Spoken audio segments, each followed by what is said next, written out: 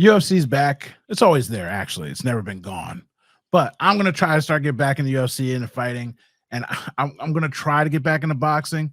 Jason, are you into boxing? You ever watch boxing? I used to love watching boxing. Me I don't too. have time to watch boxing all the time anymore, though. I feel like it's been watered down. I feel like there's no real stars anymore, and so it kind of knocks me out about that. But UFC, even with the Conor McGregor thing being gone, there's other stars coming up. There's always fights going on, so I'm going to try and get back into that. And Harry's more into the fight scene than I am, so I'm going to use him to get myself back into the game. So I pulled up this article. Let's start with this. So UFC 97. We have another fight coming up on the card this weekend, starting at 11. What are fights you looking forward to, Harry? Yeah, so like you said, the UFC, is always really there, but they did have a little hiatus with the holidays, and I think they came back for like a week or two, and then they've been off, and now they're about to start like an 11-week, run of every single weekend having a card. So this card that's going to start off that run, as much as maybe in the future I'll pick some fringe people and fringe, fights lower on the card, the co-main and the main events are the ones that I'm most excited for this weekend, and they definitely have the most implications too. So you see here on the screen, Roman Dolidze, if you're watching on YouTube, Roman Dolidze and Nassourdine Imavov. That's how you say their names. But again, if I ever mess up a name, I'm sorry. There's a lot of different different backgrounds in the UFC. But this fight's really interesting. So Nassourdine Imavov, his last fight actually was a loss to Sean Strickland, who just lost the middleweight belt in the last UFC pay-per-view to Dricus Du Plessis. So this is a guy that technically has a loss, coming off a loss, but when it's a loss to the champ who just made the longtime champion Israel Adesanya look not good, basically. This guy is still in the mix, right? It's not a bad loss. Roman Dolidze actually used to be light heavyweight. He came down from light heavyweight. It's one of those things where when you're a big guy and you're cutting a lot of weight, it's like, okay, is he going to be depleted? Is his chin going to last? Things like that. He's going to have the same power. Ultimately, he's not a super explosive guy. He's a great grappler, and he's got some natural strength and size. I think that he's been up and coming a little bit in this division. So if he gets a win in an impressive way this weekend, I think that puts him about 2 fights away from a championship shot, a title shot. So that's really interesting to me. And then Imavov has a chance to bounce back with a big win. Kind of to couple with a loss to the champ, that's not the worst loss you could have. And then the co-main event is Renato Moicano. So again, if you see any R's, this is just for anybody that's like getting into MMA. If you see any names that start with R's, a lot of them will be pronounced with a H. They're Brazilian, and that's just kind of how it goes. So Renato Moicano, Money Moicano, as they call him. He recently had some very viral, hilarious rants. If you guys want to look him up, he actually was a 145-pound fighter. He's now at 155 lightweight, which is Khabib Nurmagomedov's division, Conor McGregor's division, things of that nature. He is fighting Drew Dober, who is another 155-pounder. It's going to be a banger. Someone's going to get finished for sure in that fight. I'm thinking it's going to be a knockout. Moicano has good grappling as well as striking. He's only ever lost to the top guys at 145. Basically, he's lost to former champions, but he's been very young, up and coming for a long time. Changed weight classes, has been looking really good. And I think Dober is a guy that is known for having a granite chin, big ass chin too. If you look at him, he's got a giant head, very big dome. But anyway, he got knocked out in his last fight, kind of shockingly. I don't think that's going to be some sort of trend that now his chin's gone or anything. So I honestly, it's almost a toss-up, but I think I'm going to lean towards Moicano because he has more ways to win. And ultimately that can start his kind of run at 155. So 2 guys, it's not necessarily the title shots or the top contenders yet on this card, but it's guys in that 8 to 15 range in the rankings that have a chance to kind of start a run here with a big win on Saturday. So I'm very excited for those fights, and those guys could be players in their divisions with big wins. So 2 things, Jason. That was very informative, correct? That was amazing. Right? I feel like I just learned. The second thing, Jason, all right, now I gotta get back into fighting. Half of these dudes sound like superheroes. Yeah. Dricus Du Plessis. His name again? Dricus Du Plessis. Man, I want to be his friend. I want a Dricus Du Plessis jersey. It's like a Key and Peele. Man, for real. Some of these names he just spit out there like that sounds gangster. I wish my name was like I'm about to name my dog Dricus. Dricus is that's a crazy name, right? And these guys are also characters. One of the reasons I love mixed martial arts is you have the classic tough guys for sure still, but ultimately you also have the Zen samurai martial artists. You have the guys that like, I like to go home and build Legos all day after I fight. Like, you literally have every range of person, and the personalities come out. Obviously, sometimes there's problematic things being said. I think on some level you can, have your opinions about people in MMA. I'm not going to get into the political side of things, but they're all characters, man. They're entertaining. It's a fight game. Like, just sit back and watch it and don't act like you're involved and enjoy it. They're very entertaining. And that is the one thing I miss about boxing. Like I know Jason, like, you used to watch boxing. Like, that's the thing that drove it. Like, when you learn about a guy, he'd either be funny or crazy. Yep. I forget what his name is. When he said, anybody can, American, African, like, anybody can get it. Like, I that dude never won no fights, but I just would watch the fights. Literally, I didn't care if he won or lose. I just wanted to hear his interview in the ring after each fight, because it was just always a show and just comedy. Like, I forget what his name is. Broner? Oh, Adrian Broner. Oh my God. Adrian He is hilarious. Yeah. He's any man can, any African, American, Toucan Sam. Like, I just love it. So, the show is the best part of the fights, besides the fight, obviously. So the UFC signed a lot of guys lately from other promoters. They made the PFL, and I'm wondering which fighters you're excited to see in the UFC. Yeah, so the PFL, Professional Fighters League, which is also owned by ESPN, and ESPN, or not, it's not owned, excuse me, as a partnership with ESPN, similar to the UFC, which is very interesting since they're, kind of competitors, right? ESPN probably wants both of these promotions to do well, which is exciting if you're a fight fan. But PFL just purchased and absorbed Bellator fighting. So the two, the second and third biggest promotions just became one, and the UFC during that poached a couple free agents from them that are very high profile. So one of them is Michael Venom Page. We see here on the screen if you're watching on YouTube. He is going to be fighting Kevin Holland at UFC 299 in Miami. Just reading that, since I know these guys, I'm smiling so big reading that sentence, because these characters, man. Michael Venom Page, that's his nickname, UK guy, extremely just, you could say obnoxious, but he's really a showman. He's very, very flamboyant and over the top in the cage. He'll be in the middle of fights dancing at people when they're right in front of him and just kind of shaking his head in front of their faces, being like, punch me, because he's such a elite kickboxer. He has had some issues where he's, with the grappling, but ultimately he's never really matched up against guys that are like super strong wrestlers. And this is another example of that. This guy, Kevin Holland, not a wrestler. This is going to be a banger. They're both strikers. They both, again, I said it's going to be entertaining. Kevin Holland's nickname is The Mouth. And if you watch Kevin Holland fights, especially if they're fought at the UFC Apex in Las Vegas, where there's not a big crowd, this man talks the whole fight. Like, you can hear him having conversations with, Daniel Cormier, who's doing the, commentating. You can hear him talking to other teams' coaches. You can hear him talking to the fighter saying, "Oh, good shot, good shot." He'll be on the ground. Guys trying to submit him, he's getting punched in the face, and he's talking trash or just making jokes. He's literally such a character, and these two guys are going to be striking the whole time pretty much. I think it'll be a test for Michael Venom Page too. If he can get past Kevin Holland, that shows he's elite. But ultimately, I'm very excited for that coming up UFC 299. And then this is probably the most high-profile signing the UFC has had in years. Maybe it would have been a little bit more high-profile if it had been a couple years ago. Kayla Harrison, former, I believe, two-time judo gold medalist in the Olympics. So she's got a very, very strong competitive combat pedigree.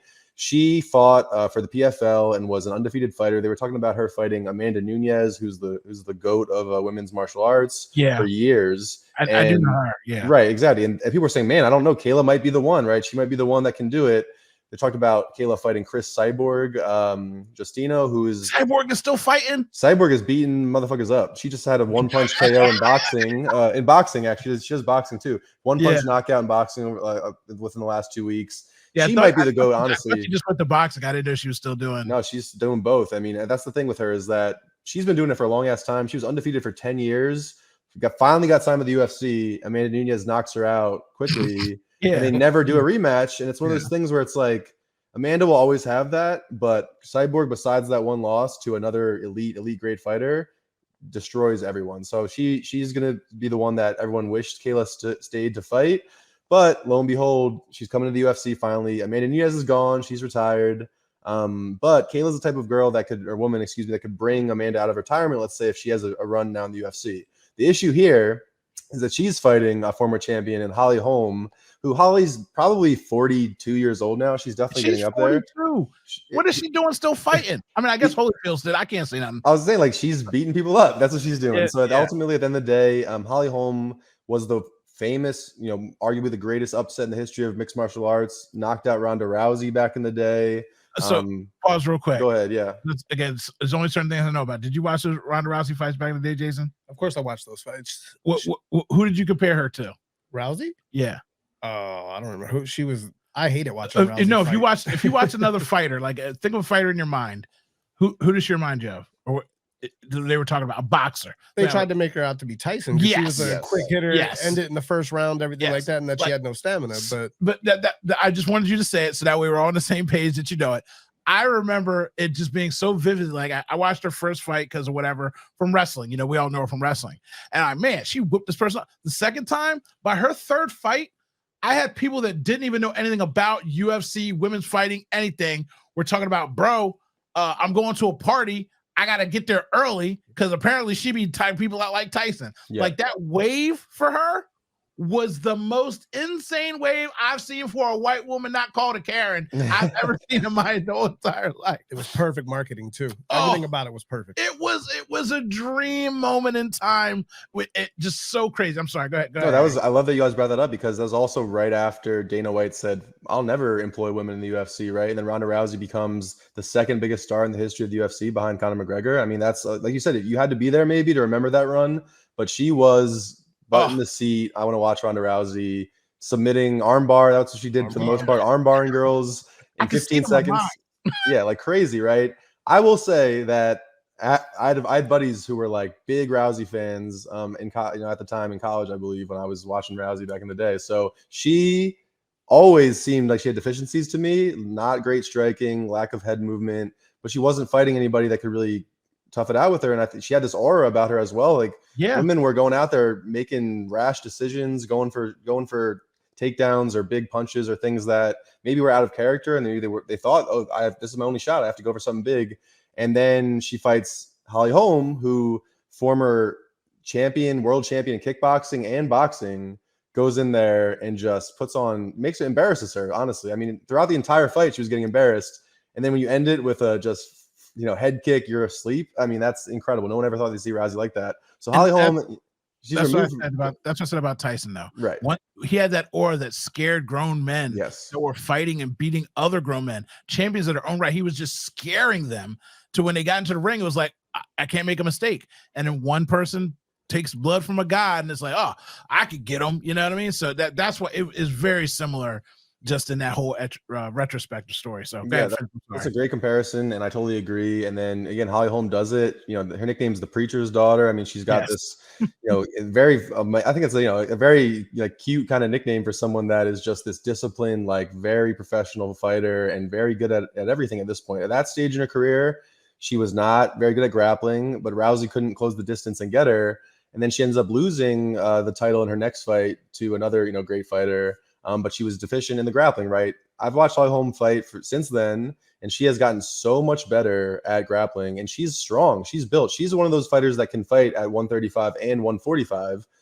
So she can make that weight and still be kind of a chiseled. She's got a six-pack abs. I mean, she is built of muscle, and she is strong, and her grappling's gotten a lot better. So I think Kayla Harrison, who fought at 155 in the PFL and occasionally at 145, is now having to take this fight at 135. It's been a while since we talked to Holly Holm here. That's a huge drop in weight, and she's not some fat girl. She is a built person. Kayla Harrison is strong. She is muscular, and everyone's wondering about this weight. I've seen pictures of her recently where she looks like she's gotten ahead of it. The signing must have happened a little while ago, and she's had some time to prepare for the division. She looks like she's lost mass. You can see her right there with the guns. If you're watching on YouTube, she is a muscular, strong woman. Oh, yeah. So she will be depleted no matter what. She will be depleted. I believe that. That'll affect her chin. Her brain is going to be lacking oxygen, losing that weight, and ultimately she's lost in the PFL too. People that are watching, you can see Holly Holmes and how lean and thin she looks. Like she's not bulked up. There's a thing to that, like being prepared for the fight. Like you said, you do lose so much muscle mass. It does mess with your head. Conor McGregor, he's shown his whole routine of what he goes through. And so, and you still went out there and whoop people's ass. Crazy what they do to their bodies just to make weight and Oh then my come God. out the next day. So, Yeah, that point about Connor, I mean, that's, a little bit of a side note, but like cannot believe how emaciated and thin that man looked at 145 pounds, and he just beat everybody. Like that you don't see that. Guys looking, if you look like that on the scales when you're weighing in, you're probably going to move up in weight class soon because you're not doing well in that division. And that was kind of incredible. But the last thing I'll say about the Kayla Harrison, Holly Holm fight, Holly Holm was opened, I believe, at a plus 250 underdog. If you're for those gamblers out there, and Kayla Harrison was minus 310. I've looked it up today, and it looks like it's gone the direction that I did not expect. I thought people were going to be putting money on Holly Holm hard because of this weight division, because of the fact that Holly's got good grappling and her striking is very good, and that Kayla Harrison lost to a striker in the PFL for her only career loss in her last fight. So for me, 2 fights ago. So for me, I believe that if you want to put some money on this, like you're going to make a lot of money, because ultimately I believe Holly is now a minus like 350 or plus 350 underdog. So it's ballooned in the direction that I did not expect. So I think for me, I'm going to put some money on that for sure. I think Holly Holm's going to get that upset, and that Kayla's kind of dream run in the UFC that everyone's been waiting for is just not going to happen. So that's, I'm very excited for that UFC 300. So one last question, because I lost all my money in championship weekend, so I'm not putting no money on nobody. Maybe I should put some money on, right? The gambler's spirit. You know what I mean? Maybe I should just go out and get my money back. So there are a couple of pay-per-views coming up. Yep. UFC 300 and the 298 is Section 99. So what are you looking forward to in these pay-per-views coming up? Yeah, so there's honestly the UFC 300, the nice round numbers, right? Like 100, 200, 300. They want to really make these cards pop and be extreme. And so basically for the last year, they've been stacking 298 and 299, which everyone's been so confused about, because they're like, man, these have like 10 great fights on them. The main events coming up are going to be the 297 is Ilya Topuria versus Alexander Volkanovski for the 145-pound belt. Volkanovski just got knocked out by Islam Makhachev at 155, so this is going to be interesting to see if his chin stands up. He's never lost at 145 in the UFC, but no fighter age 35 or older, I believe, in the UFC has won a title fight, basically. Maybe one has. So it's once you get to hit a certain age in the UFC, there really is a cliff. So I'm very excited for that fight. 298, we have Sean O'Malley versus Chito Vera, which is going to be a great fight. But right here, as you see on the screen, if you're looking on YouTube, UFC 300 does not have a main event yet. And that is really peculiar to everybody, because you'd think they'd be now announcing that way ahead of time. Let's build buzz around a McGregor comeback. Let's build buzz around a John Jones comeback, something like that for a while to make this a huge event. I will say the card is looking very good otherwise, but it is very peculiar. And Dana White is out here saying, oh, we have options. We have options. I mean, no, you don't, because ultimately we see what title fights just happened. No, you don't. No, you don't. I mean, they already had a few title fights recently. The light heavyweight and middleweight belts both happened in the last couple months. We have 145 coming up. We have a few really high-profile women's title fights coming up on those pay-per-views before 300. We have 135, fighting at 299 with O'Malley and Chito Vera. So, and the heavyweight champ is John Jones, who's hurt, and Tom Aspinall is the interim champ. And is he really going to fight some random person to defend the interim belt as the headliner of UFC 300? Absolutely not. So ultimately, based on who is already on the card, there really are not a lot of great options to like really headline this, right? And we see here on the screen, if you're looking at YouTube, there's 5 potential matchups that this article talks about. For me, I think that the matchup, I agree with this article for the most part. McGregor and Chandler, Conor McGregor versus Michael Chandler is one fight that's being talked about. That's been talked about for about a year, I would say at this point already. And I think that's going to happen. I don't know much about the game. Yeah. Like you said, I don't know much about it, but I feel like that's going to happen, because you're right. The 300, the round numbers, they do need bigger fights. Yep. And with the thing that I want to talk about in a second. So wrap it up. So we can I got you real quick. I was going to say that there's no bigger fight than Conor McGregor. I don't care if he's lost the last 2 or 3 fights. It doesn't matter. This man is the biggest star in the history of MMA. He's the only MMA fighter that's in the top 10 or even top 300 on the Forbes list ever, which is insane to make that much money as an MMA fighter. But I think ultimately the only realistic option right now is Belal Muhammad versus Leon Edwards, which is the most boring and worst possible choice for the UFC. So they're going to wait until the last possible second and see what happens over the next couple months and desperately try to get Israel Adesanya out of retirement, or retirement, quote unquote, to fight Dricus Du Plessis. So that would be cool. Du Plessis had a beef with him, saying he'd be the first legitimate African champion, or what he really said was, African champion who's still in Africa. He trains in Africa. That's true. He does. He's also white, so that created some issues. I would, as you can imagine.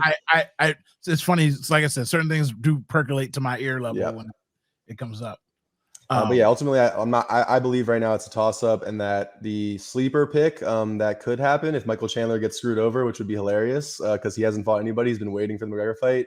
Would be if the UFC re-signed Nate Diaz for Conor McGregor versus Nate Diaz 3. So it's going to be Conor and somebody, most likely. That's the only chance for them not to look like fools. But like you said at the beginning of this segment, the UFC is not going anywhere no matter what, so they'll be fine. All right, so that wraps up our UFC talk. Before I let you get out of here, Jason, I know it's past your bedtime. I want to school the young Thundercat, and I also want to clip out one more thing for fun in life. So. Oh yes, thank you. before I let it play, you've seen Roadhouse, right, Jason? Of course, I've seen Roadhouse. Well, Harry hasn't seen it. Okay, and so just for the edification, I told him, I was like, I had a girl over or whatever, and I was like talking to Leah about something because we watch old movies, and I'm like, oh yeah, I watched Roadhouse like a year ago, and Leah's like, you never made me watch that. I'm like, what? You ain't seen the Swayze? And the girl's like, what are you talking about? Like, I've never seen that either. And I'm like, okay, so now I got to put on Roadhouse. And I told Harry, dude, I put this movie on, and these women were quiet. They had nothing to say for like 2 hours. I walked, I was like, y'all okay? And they're like, dude, Patrick Swayze. I was like, yeah. I was like, yeah, Patrick Swayze. I'm not even jealous. I was like, I used to want to be Patrick Swayze. You know what I'm saying? So hold on, I got one thing just for the audio, just for the people. Oh, she's on the phone. All right, so we're gonna watch this trailer by Patrick Swayze because Harry's never seen it. So we're just gonna enjoy the Swayze. Can I get a full screen? Charisma level 1001. I know about Swayze. I don't know about this movie, but I know about Swayze.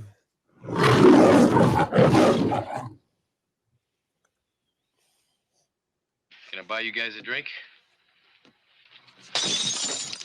Guess not.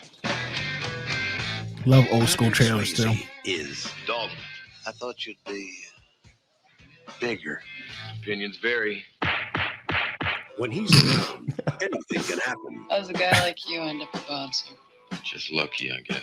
And usually does. If somebody gets in your face, I want you to be nice. Don't be rude. Ask him to walk, but be nice. Help this gentleman to the door. Until it's time to not be nice. So says the fighting philosopher. He may be hard to handle. I keep talking, you're gonna go on thinking I'm a nice guy. I know you're not a nice guy. But he's easy to like. What's the matter, Dalton? Don't you like women? The worst I ever had was wonderful. He's not what you'd expect. I thought you'd be bigger. But there's one thing you can count on. He's the best friend a good time ever had. You guys tired? Doc, I'll get all the sleep I need and I'm dead. This is my town. I'm not afraid of him. I guess you'll be having that fire sale now, all right? Get your hands full, kid. I just think I'm looking at a dead man. Patrick Swayze. For that line of work, I thought you'd be bigger. Yeah, I've never heard that before. Roadhouse. Oh my god! So old school trailers one are just terrible. I was gonna say that. I don't know how many old school trailers I've just like actually watched straight through. Like I was gonna say, this reminded me. I've definitely seen clips of this from like the old VH1 shows, like I Love the '80s and stuff. I remember some clips of this, but that trailer, the editing, like that was crazy. So it's absolutely terrible. But like Jason, you can confirm, right? That movie's like one of the most gangster movies, fight scene wise. Like they're killing people, they're punching. Like that's where when rappers be like, "I'm sucking more fools than Patrick Swayze." Like that's where it came from. Roadhouse. Okay. Like he is just fucking people up repeatedly. But he's calm the whole time he's doing it. Oh, he's so smooth. That's what he's like, and be a gentleman. And it, like the editing is bad, but when you watch the movie in full, he is just rocking people left and right. And he's got the ladies, and he's so smooth. Like the move, you saw it in the trailer, so I'm not gonna spoil for you, but like the move where he like flew through the air, took the dude off the motorcycle. Yeah. That's one of the most gangster fight scenes you'll see. That guy, in that fight scene, that guy has one of the worst trash talking lines I've ever heard in my entire life. Yes, he does. Yes, he does. Right? What is That that? guy says, "I used to fuck guys like you in prison." I mean, shit. You say that, but if somebody said that to you, like, yeah, if somebody walked up to me and said I used to fuck like guys like you in prison, I would fucking be worried a little bit. You're like, all right, fight's over. You got it. It's funny because I told Harry, I was like, the girls made an audible scream. That was the first one, and then the end of the fight was the second one. Oh yeah, because they were like, "Oh damn!" Oh, shit. Like, whoa! Oh my god! You also said you're like, all right, the new one with just to tie it in a little bit, like with McGregor and Conor McGregor and Jake Gyllenhaal that's coming out looks insane as well. But you were saying they got the background now with Gyllenhaal is going to be like a UFC guy, but in the old one it was just like this is just on business right away.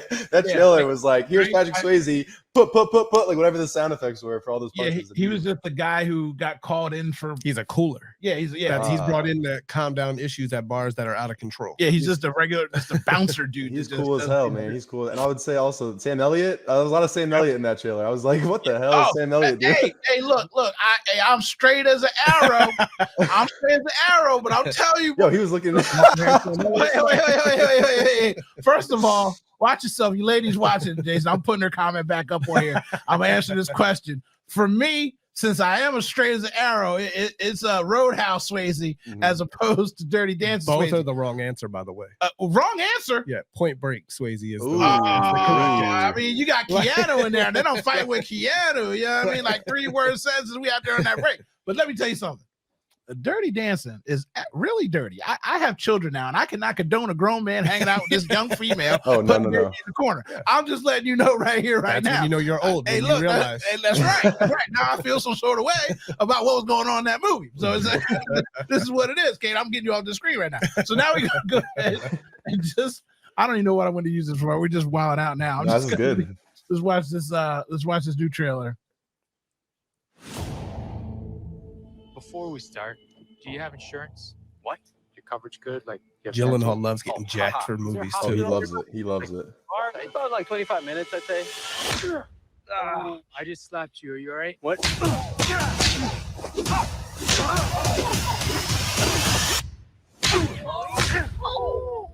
So you like to fight? You ever win? No one ever wins a fight.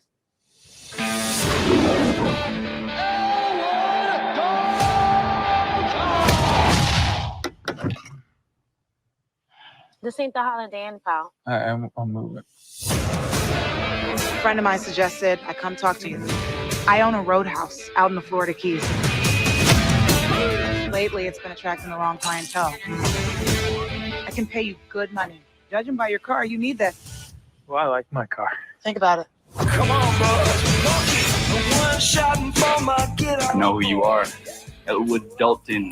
Big fan, man. That guy's got a knife under his shirt. He just. So see, like that part right there, right, Jason? Like there was no real backstory to like who he was or whatever, right? No, there wasn't a backstory like that. He was just brought in because he was the best of the best. Yeah, like he was just at a bar, like working or whatever. So it's nice that they gave him like a little reason of how he became a fucking ninja. You know what I mean? So, all right, go ahead. Take a big step back and pop me in the face. You can do it. Tell me about the bouncing. And I haven't watched this trailer. I only watched like the little clips, but he does that kind of stuff. Like he's got this young guy that like idolizes him, and he teaches him basically how to fight. And so it's just amazing. I'm excited for both of these movies now. So yeah, your homework is to watch the original this weekend. I got you.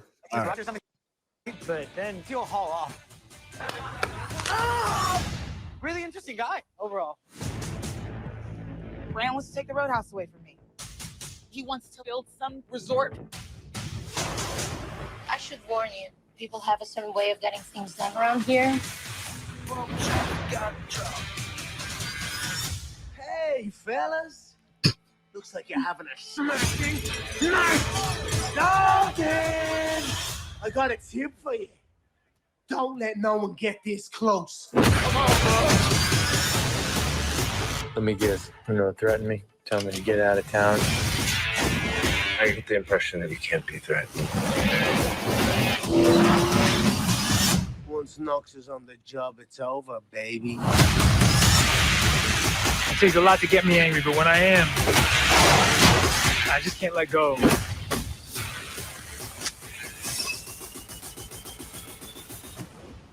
People seem a little aggressive around here.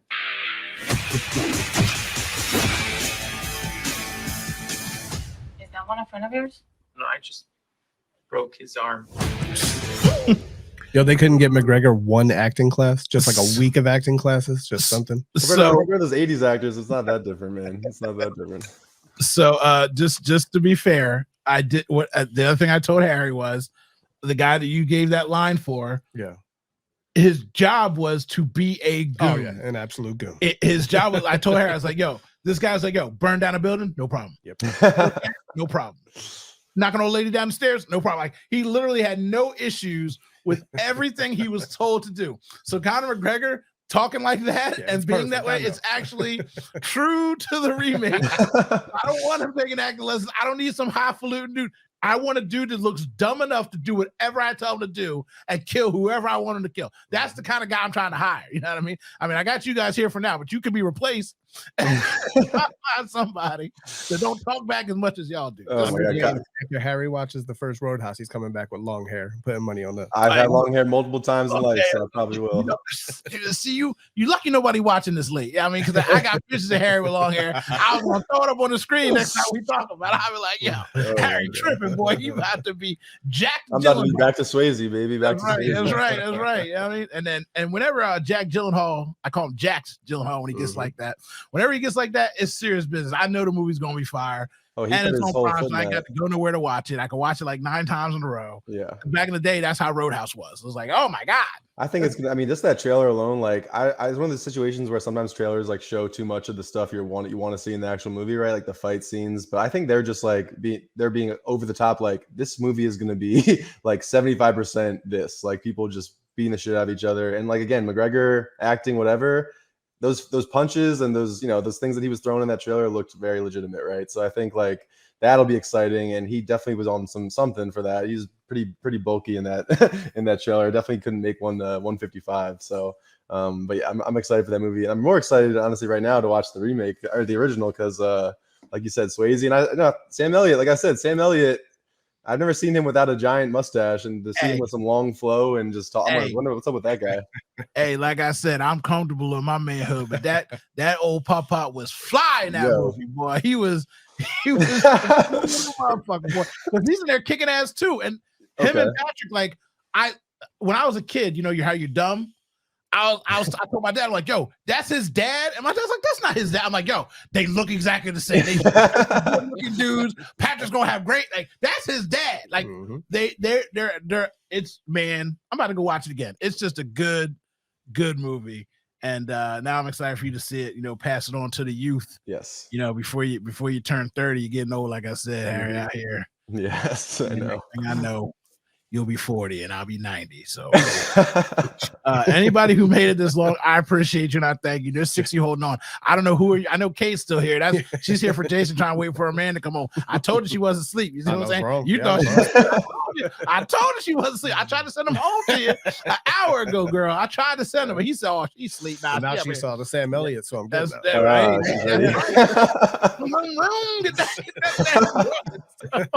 Again, I appreciate everybody who stayed this long. Thanks for watching, and it's been a long, gritty night. The night's over for y'all, though. We'll talk to y'all.